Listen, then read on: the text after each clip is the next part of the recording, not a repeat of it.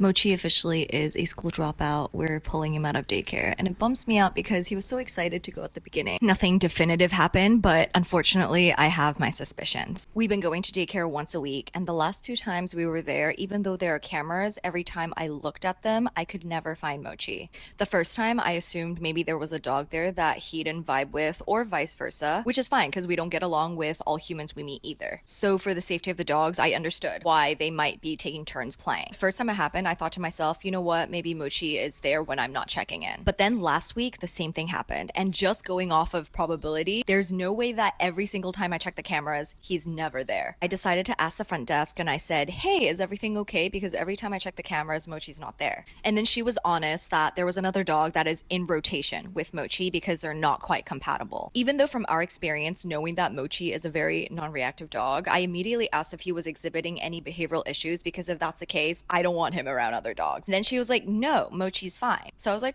okay, cool. Mochi then comes out, and then my stomach drops. He's a little bit confused. His eyes are red. He's very low energy. And the weirdest thing was that he was almost frozen when one of the handlers was petting him. For a split second, my intuition told me, he was just crated for hours, wasn't he? And the second I had that thought in my head, Mochi does a huge back leg stretch. And so, this is all alleged, okay? I just feel like maybe there wasn't a fair rotation system going on. Mochi is a really chill dog. He's good in a crate, so maybe he was taken advantage of because of his temperament. The other thing is, I didn't feel great that they only told me about this rotation situation because I asked. If there was a dog that didn't like him or he didn't like them, I wish they told me so we could just bring him in on a different day. Based on how he's been acting in the recent weeks, my gut tells me that he might not be happy there. A lot of other dogs and their owners have really good experiences there, so maybe it's just not a good fit.